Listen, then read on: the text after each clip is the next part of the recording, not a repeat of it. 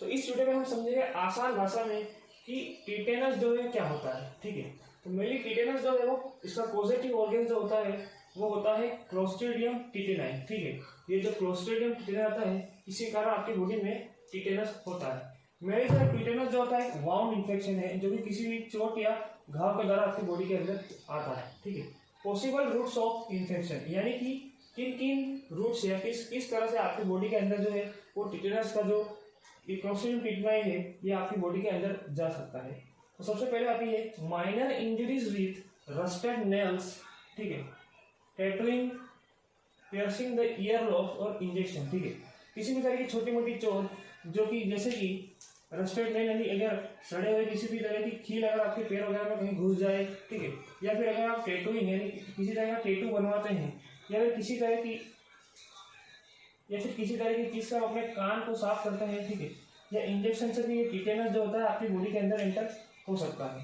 इसके अलावा हम देखें तो बाउंड। ठीक है, यानी कि किसी भी तरह की चोट बाय फॉल और ट्रैफिक एक्सीडेंट इंजरी। ठीक है, अगर आपको गिरने पर या फिर किसी तरह के ट्रैफिक एक्सीडेंट में भी अगर किसी तरह की चोट आ जाती है, किसी तरह का घाव हो जाता है तो उसमें भी जो है टिटेनस एंटर हो सकता है। ठीक है, इसके अलावा बात करें कि ऑपरेशन थिएटर में जो होता है नॉन स्टेरॉइड कंडीशंस। ठीक है, जो ऑपरेशन थिएटर में जो इंस्ट्रूमेंट होते हैं अगर उनको स्टेरिलाइजेशन अच्छे से नहीं किया जाए उस कंडीशन में भी टिटेनस हो सकता है।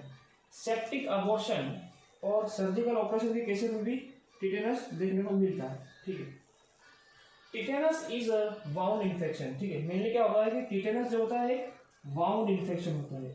No wound no tetanus. ठीक है, यानी कि टिटेनस क्या होता है कि एक वाउंड इन्फेक्शन होता है। अगर आपकी बॉडी पर किसी भी तरह का वाउंड या किसी भी तरह का घाव नहीं है तो आपको टिटेनस नहीं हो सकता। ठीक है, wound which are more prone to tetanus. ठीक है, ऐसे घाव जिसमें कि टिटेनस होने की संभावना ज्यादा रहती है तो इसके लिए time wound more than 6 hours. ठीक है, ऐसा वाउंड जो कि लगभग 6 घंटे से ज्यादा हो चुके हैं।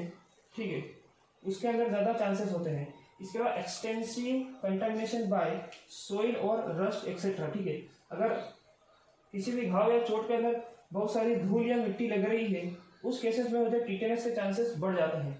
Tissue deviation. ठीक है, टिश्यू डिवाइटलाइज्ड और डीनर्व। ठीक है, अगर टिश्यू डिवाइटलाइज्ड हो गया है, डीनर्व यानी कि नर्व सप्लाई अगर वहां पर नहीं जा रहा है उस केसेस में जो होते हैं वो टिटेनस के चांसेस ज्यादा होते हैं। ठीक है, एनिमल और ह्यूमन बाइट। ठीक है, अगर आपको कोई भी एनिमल, ठीक है, जानवर या फिर कोई इंसान काट ले तो उस तरह के घाव के अंदर भी जो टिटेनस होता है उसके चांसेस ज्यादा रहते हैं।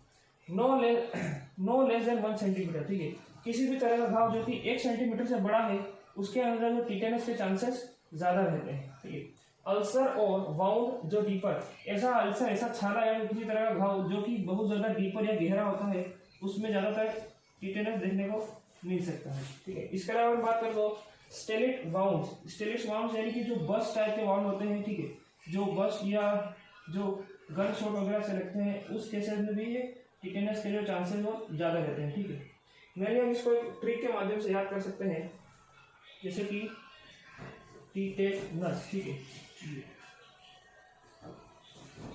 टिटेनस देखेंगे स्पेशल टाइप्स ऑफ टिटेनस। ठीक है, तो सबसे पहला टाइप होता है टिटेनस नियोनेट्रम। ठीक है, mainly contamination of umbilical cord. इसके अंदर contamination of umbilical cord in children born to non immunised mother. ठीक है, मेनली क्या होता है कि न्यू बोर्न चाइल्ड में देखने को मिलता है जिसमें क्या होता है कि जो मदर होती है उसमें नॉन इम्यूनाइजेशन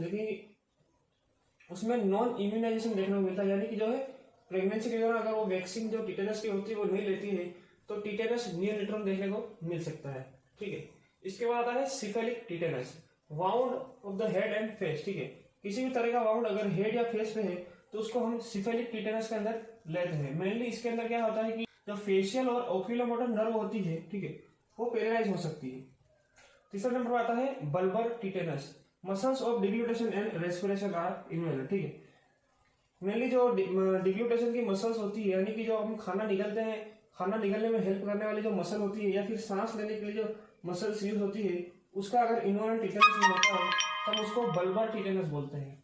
इसके बाद आती है latent tetanus, mainly seen in the old wounds जो फॉरगॉटन। ठीक है, लेटेंट टिटेनस जो ऐसा टिटेनस होता है जो कि ओल्ड वाउंड्स, ठीक है, यानी जो बहुत पुराने घाव होते हैं जो कि हम कई बार भूल भी जाते हैं उनमें देखने को मिलता है, उसे हम लेटेंट टिटेनस बोलते हैं। उसके बाद आता है puerperal tetanus, complication of abortion और परप्यूरल सेप्सिस। मेनली जो परप्यूरल टिटेनस जो है ये क्या है, या तो आपने अबॉर्शन करवाया उस केस में देखने को मिल सकता है, या फिर परप्यूलर सेप्सिस या पोस्ट ऑपरेटिव या पोस्टमार्टम सेप्री होता है उसके अंदर, सेप्सिस के अंदर देखने को मिलता है। ठीक है, अगर डिलीवरी के बाद में किसी भी तरह का इन्फेक्शन हो जाता है जेनिटल पार्ट्स में तो उसको परप्यूलर सेप्सिस बोलते हैं। ठीक है, इसके बाद आता है post operative tetanus due to improper sterilisation of the instrument. ठीक है, मेनली क्या होता है कि जो ऑपरेशन के बाद में भी किसी को टिटेनस हो सकता है वो मेनली इम्प्रॉपर स्टेरिलाइजेशन। ठीक है, यानी कि अगर आप जो इंस्ट्रूमेंट ऑपरेशन के दौरान जो इंस्ट्रूमेंट जो होते हैं वो यूज होते हैं उनको अगर प्रॉपर स्टेराइजेशन नहीं करते हैं तो उसके कारण भी टिटेनस हो सकता है। ठीक है, 7वें नंबर पर आता है ओटाइटिस टिटेनस। ठीक है, ये मेनली जो होता है वो टिम्पेनिक मेम्ब्रेन जो होती है आपके कान की उससे रिलेटेड होता है। ठीक है, और इसके साथ में क्रोनिक ओटाइटिस मीडिया में भी देखने को मिल सकता है। अब हम बात करेंगे जनरल मैनेजमेंट ऑफ टिटेनस। ठीक है, यानी कि टिटेनस जो होता है किसी को हो जाए या उसको हॉस्पिटल में ले जाए तो क्या जनरल मैनेजमेंट जो है वो हॉस्पिटल में किया जाता है। ठीक है, सबसे पहले जो होता है वो होता है admission and isolation in a quiet room. ठीक है, सबसे पहले तो पेशेंट को एक शांत रूम के अंदर उसको एडमिट किया जाता है। ठीक है, उसके बाद में जो होता है वाउंड केयर। ठीक है, पस ड्रेनेज, फॉरेन बॉडी रिमूवल, ठीक है, एंड प्रॉपर ड्रेसिंग। जो भी वाउंड या जो भी घाव होता है, ठीक है, उसको पहले तो पस वगैरह होता है तो उसको निकाल देते हैं। ठीक है, या फिर किसी भी तरह की धूल मिट्टी या पत्थर अगर घाव के अंदर घुसा है तो उसे साफ कर निकालते हैं और इसके बाद में उसकी प्रॉपर ड्रेसिंग करते हैं।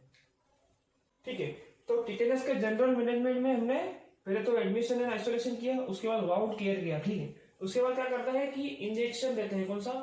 Tetanus toxoid 0.5 ml IM। ठीक है, यानी कि इंट्रामस्कुलर जो है वो टिटेनस इंजेक्शन जो होता है जिसे हम TTV बोलते हैं वो दिया जाता है। ठीक है, उसके बाद में क्या होता है, इसके अलावा एंटी टिटेनस सीरम जिसे हम ATS बोलते हैं वो भी दिया जाता है। ठीक है, जिसके अंदर हमें पहले तो एक टेस्ट डोज देते हैं। ठीक है, छोटा स्मॉल टेस्ट डोज दिया जाता है। ठीक है, उस टेस्ट डोज के बाद में लगभग 50,000 यूनिट इंट्रामस्कुलर, ठीक है, और 50,000 यूनिट जो होती है वो इंट्रावीनस एंटी टिटेनस सीरम दिया जाता है। उसके बाद में एक इंजेक्शन है क्रिस्टलाइन पेनिसिलिन। ठीक है, इसके अलावा क्रिस्टलाइन पेनिसिलिन दिया जाता है जो कि 10 lakh unit 6 hourly for 7 to 10 days। ठीक है, जो कि 10 लाख यूनिट दिया जाता है हर 6 घंटे में लगभग 7 से 10 दिन तक। ठीक है, और इसके अलावा मेट्रोनिडाजोल 500 mg भी दिया जाता है, इंट्रावीनस IV दिया जाता है हर 8 घंटे में लगभग 10 दिन तक, मोर इफेक्टिव देन पेनिसिलिन। ठीक है, तो ये जो मेट्रोनिडाजोल 500 mg होता है ये पेनिसिलिन के मुकाबले जो होता है वो ज्यादा असरदार होता है। ठीक है, after full recovery of the patient immunisation with TT is must. ठीक है, अगर जनरल मैनेजमेंट के बाद अगर हम पेशेंट की रिकवरी कर लेते हैं, ठीक है, तो उसके बाद जो है पेशेंट को फुल इम्यूनाइजेशन यानी कि जो टिटेनस का जो वैक्सीन है वो दिया जाता है।